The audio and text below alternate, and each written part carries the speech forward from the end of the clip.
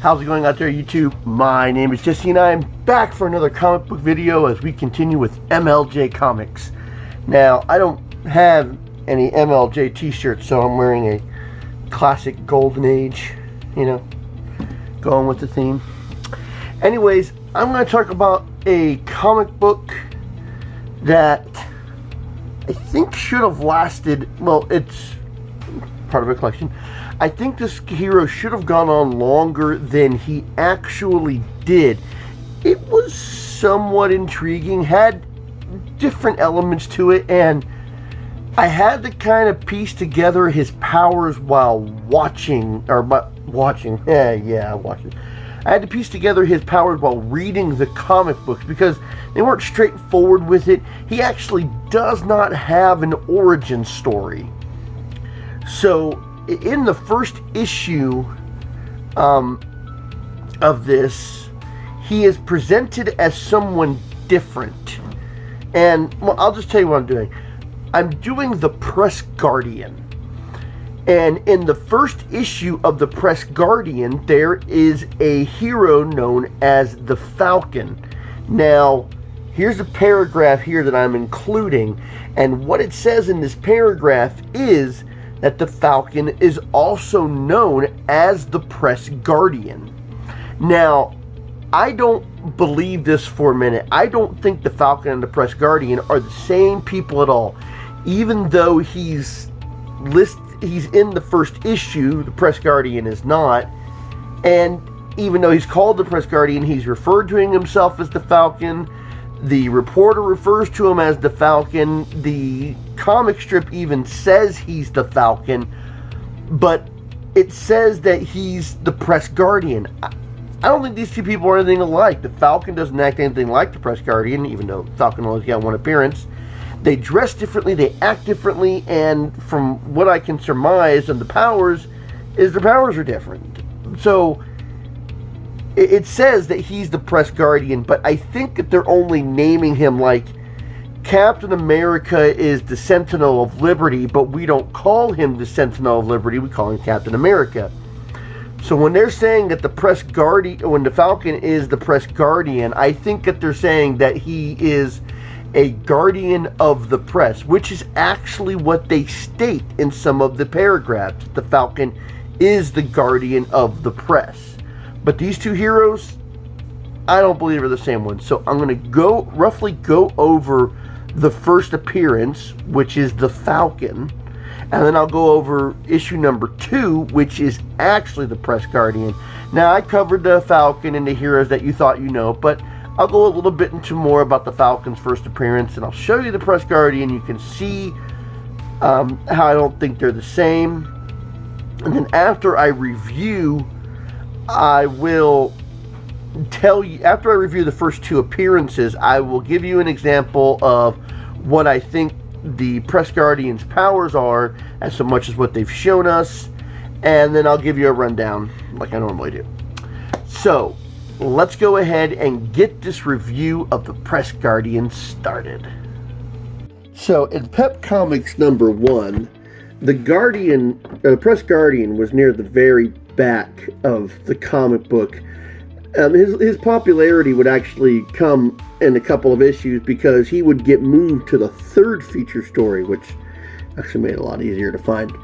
In the first story, Flash Cavalette, I believe I'm pronouncing his name right, hears from his press editor that there was a robbery at a location, so Flash goes to do investigation.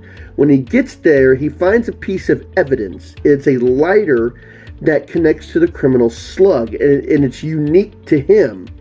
He goes back to his office to say, hey, it was Slug, only to see Slug in there talking with the editor, and he says, hey, this is my lighter right here, this proves it wasn't me.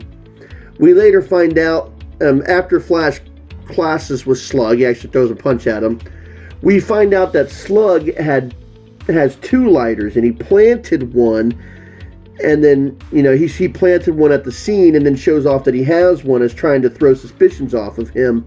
Now, Flash Cavalette is overhearing this, and he busts into the joint, and they pull a gun on him, and they're going to take care of him. And at that moment, the Falcon shows up.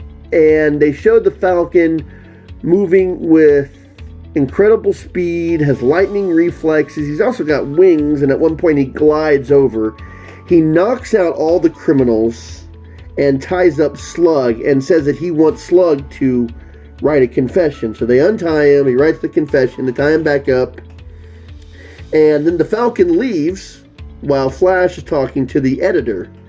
The gangsters come untied, knock the gun out of Flash's hands, which he was holding him at gunpoint, and they start to descend on him. He throws a couple of punches, and just then the police come in and arrest the gangsters. And then they mention a couple times that the Falcon is the guardian of the press. Falcon says that he won't reveal his identity until, there's no more crime in the city, which that means we'll never know his secret identity. That's the first story. I don't know why the Falcon would leave before the cops show up. It's kind of reckless considering what happened. But that's what it is. We don't get any indication of his abilities or who he even is. There's no origin story for the Falcon or the Press Guardian. They never reveal who either of them are, which I still think they are two different people based on how they act. Falcon was strong and fast and gliding. So that's all we have about the Falcon. Unrevealed, issue 1. Now for issue number 2. Now, with the start of the second comic, I say this is the first appearance of the Press Guardian, and it's the first appearance as presented as the Press Guardian. Press Guardian turns out to be the son of the editor of the Daily Express, Perry Chase. And he wants to find out what the criminal Leo is up to. It's kind of a two-part issue. He joins the gang by making them think that he's a dim-witted, crook who doesn't understand what's going on. So he infiltrates the organization and finds out that they want to blow up the Daily Express with a bomb. So he follows Leo, and this is where we get a little bit of an idea of his powers.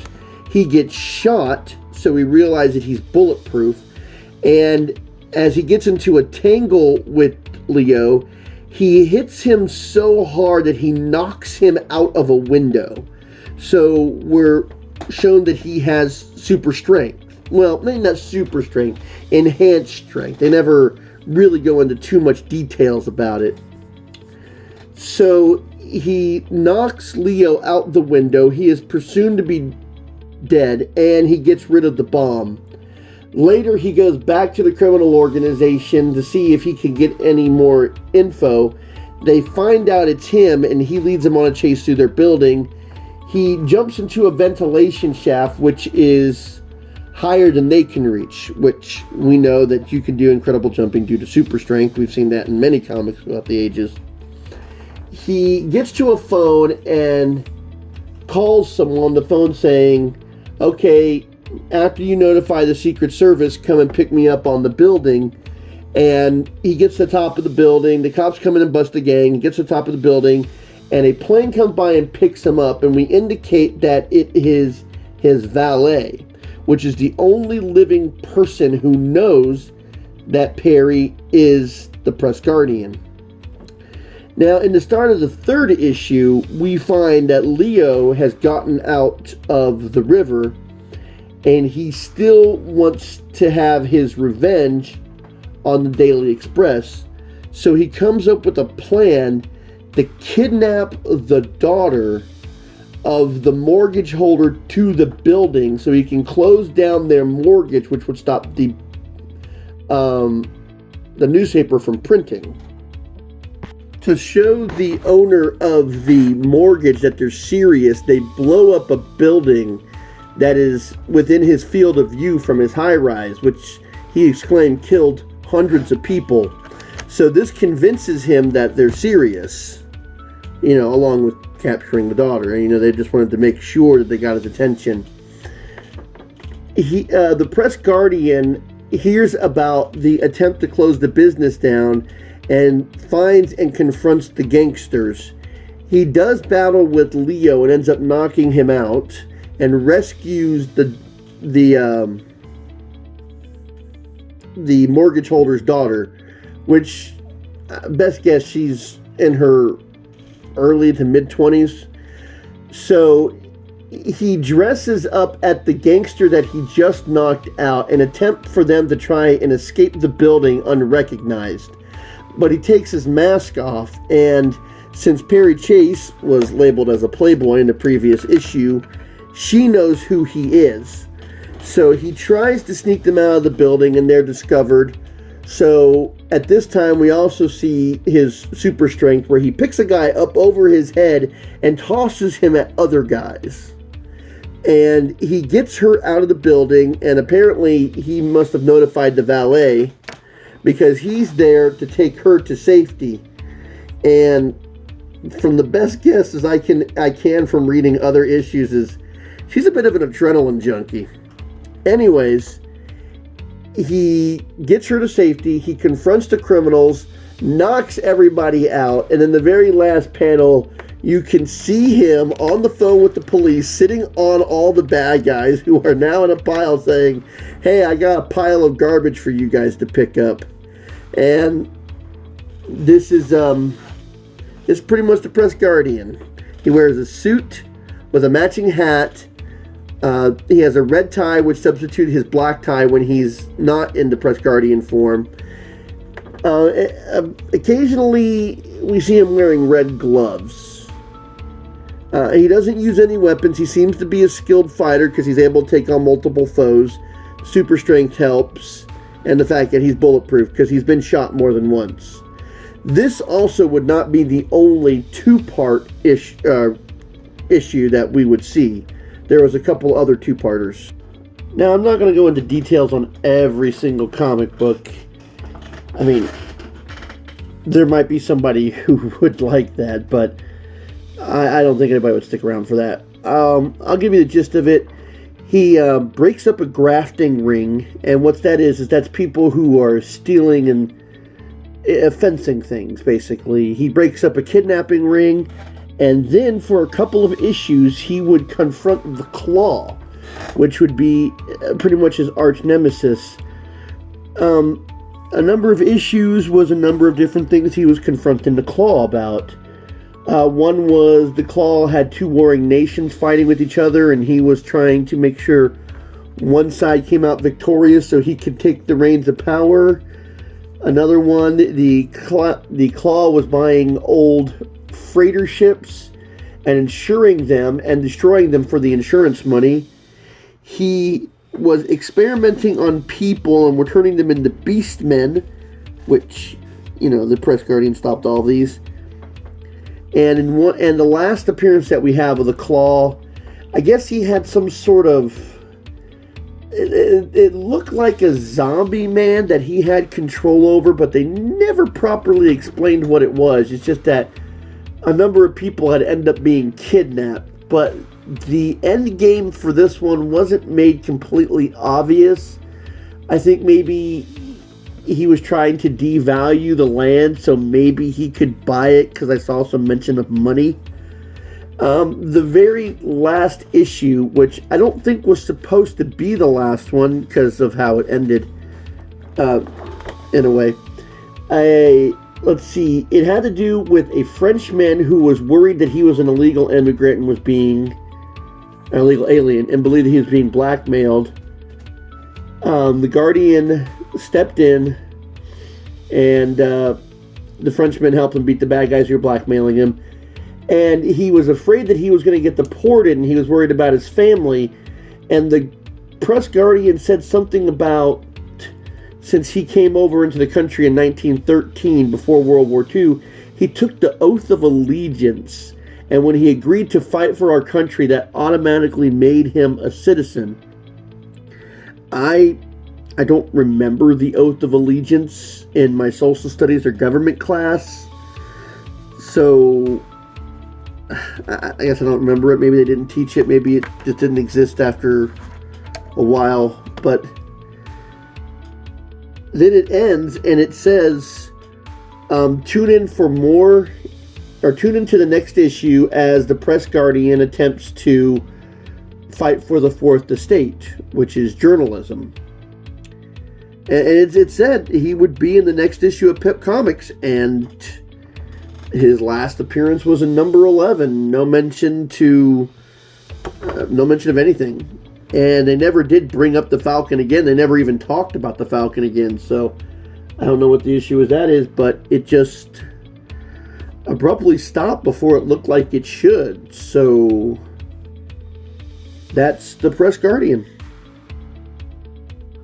Okay, this shows my ignorance right here. The Oath of Allegiance is actually a thing. It took comic books for me to learn something new. Learn something new every day. It's never a day wasted. The Oath of Allegiance is, I guess, the last part of becoming a nationalized citizen. I found a video that was uploaded 3 years ago of people taking the oath. Now, I'm not going to recite the whole oath here. I will put up a picture of the oath. But I don't remember going over it, but it is a thing. And since I'm already a citizen, I guess I wouldn't need to know about this. But the Oath of Allegiance is an actual thing. They put a real world thing in the comics. So there it is. Well, I hope you enjoyed what I went over. I like going over some of the less obscure heroes because I think what you can find on some of the other websites who cover these, I don't think that they cover them to a large extent, which was the information that I was using before I found access to the comics. So with me being able to go over the more obscure heroes, you get a little more in depth of who they are and what they did. And it's a little more exciting than these other sites, the other sites' information that they provide. So I hope you enjoyed this video. I'll be coming out with another video soon. Until then, I'll be seeing you.